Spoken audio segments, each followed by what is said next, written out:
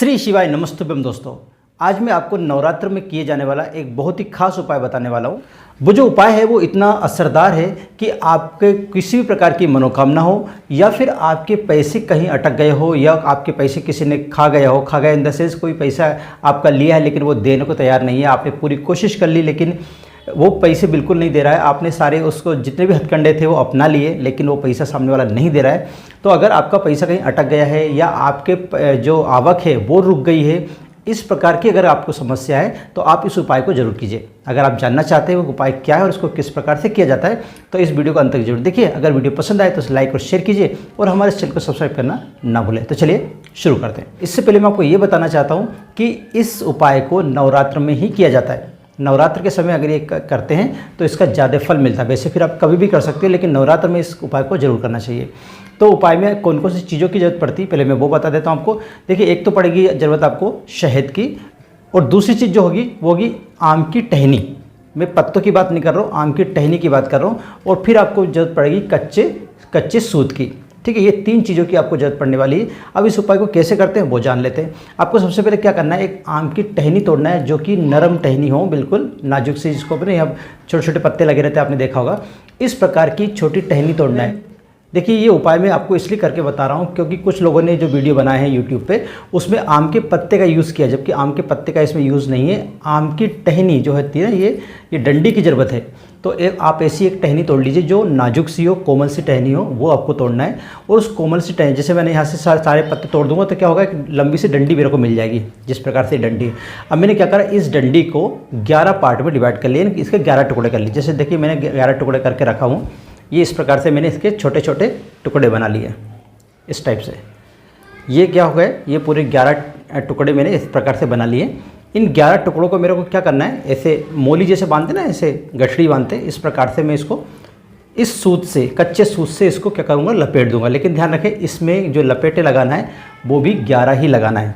जैसे मैंने ये करा, ये आपका एक टर्न हो गया। इसी प्रकार से दूसरा टर्न, तीसरा टर्न, चौथा, पाँचवा, छठा, सातवां, आठवां, नवा, 10वां और 11। इस प्रकार से आपको 11 टर्न बनाना है, यानी 11 लपेटे इसमें लपेटने हैं। 11 ही आपके पास ये जो छोटे छोटे टुकड़े होंगे टहनी के वो होना चाहिए और कच्चे सूत से इसको 11 बार लपेटना है। क्लियर हुआ? आपको पत्ते का यूज़ नहीं करना है। पत्ते तोड़ने के बाद जो डंडी बचेगी, ये वाली डंडी जो बचेगी, ध्यान रहे कोमल सी डंडी लाना है आपको, बहुत मोटी डंडी नहीं लाना है। उसके फिर वो डंडी के आपको 11 पार्ट कर लेना है, 11 टुकड़े कर लेना है। उस 11 टुकड़े को आपको सूत से, कच्चा सूत जो होता है उस कच्चे सूत से आपको 11 बार उसमें लपेटे लगा लेना। ठीक है, यहाँ तक आपको क्लियर हुआ? अब आपको क्या करना है, इन 11 बार जो आपने बनाए हैं इसको, अब इसके 2 पार्ट हैं, एक तो ये वाला पार्ट है, एक ये वाला पार्ट है। इनमें से किसी भी पार्ट को आप क्या करेंगे, शहद में डुबो लेंगे।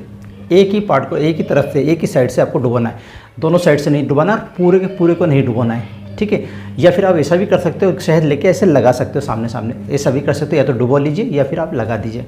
लेकिन ध्यान रहे, अगर लगा रहे हो तो सारे टहनी के ऊपर, सारे जो टुकड़े हैं उन सारे टुकड़ों के ऊपर लगना चाहिए। इसलिए इससे अच्छा रहेगा कि आप उसको ऐसा डुबो लें, डिप कर लें।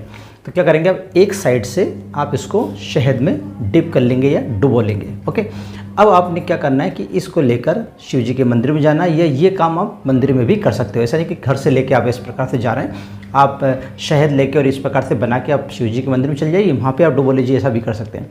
तो आप शिव जी के मंदिर में जाकर शिवलिंग के ऊपर, जहाँ पर अशोक सुंदरी जी का स्थान होता है, आप सभी लोग जानते हैं, बार बार बताने की ज़रूरत है नहीं।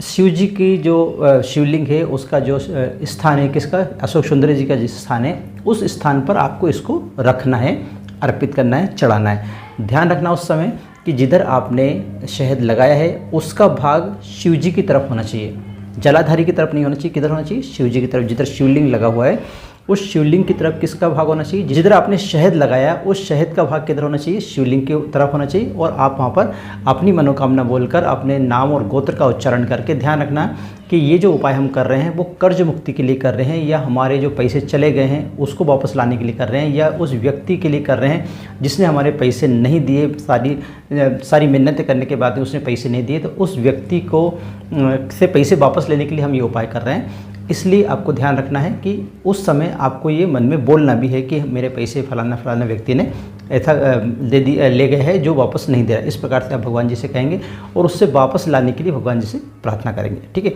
ये हो गया। इसके बाद आपको क्या करना है, एक अपना रुमाल निकालना है। रुमाल निकालने के बाद आप ये इसमें जो शहद लगा है उस शहद में से थोड़ा सा शहद लेके अपने रुमाल में लगा लीजिए। जो आपके जेब में रुमाल रखा हो, सफ़ेद जो भी कलर का रुमाल रखा हो, उस रुमाल में यहाँ से थोड़ा सा शहद निकाल के जहाँ पर आपने अगले भाग में शहद लगाया था उस जगह से थोड़ा सा शहद निकाल के आप अपने रुमाल में लगा लीजिए और उसको वापस घड़ी करके अपने जेब में रख के ले आइए। उस रुमाल को आप अपने किसी तिजोरी में या ऐसे कहीं भी स्थान पे उसको रख दीजिए, यानी कि फिर उसको जेब में आपको नहीं रखना है, अच्छे से तिजोरी में या कहीं पर भी ठीक ठाक जगह उसको आप रख दीजिए। इसके बाद उस व्यक्ति से, जिस व्यक्ति से आपको पैसे लेना है, उसको आप फ़ोन करके ज़रूर बता दें कि भैया मेरे पैसे लौटा दीजिए।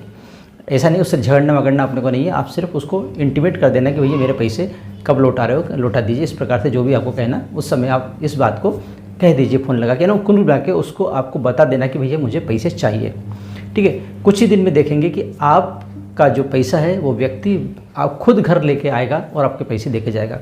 अगर आपके पैसे या आपकी जो आवक है वो अगर रुक गई होगी तो भी उस आवक को भगवान जल्दी से जल्दी ठीक करेंगे और आपकी आवक बढ़ जाएगी। और साथ ही अगर आपकी कोई कामना है, कोई आपकी मनोकामना है तो वो भी इससे पूरी हो जाएगी। जब आप इस पर शहद लगा के अशोक सुंदरी जी के सामने रखेंगे उस समय आप अपनी मनोकामना भी बोल सकते हैं। आशा करता हूँ कि आपको ये वीडियो अच्छा लगा होगा। अगर वीडियो अच्छा लगा तो प्लीज़ लाइक कीजिए, शेयर कीजिए और हमारे इस चैनल को सब्सक्राइब करना ना भूलें। आज के लिए इतना ही, मिलते हैं नए विषय के साथ। तो आप एक खुश मुझे दी जाएगा। जय हिंद।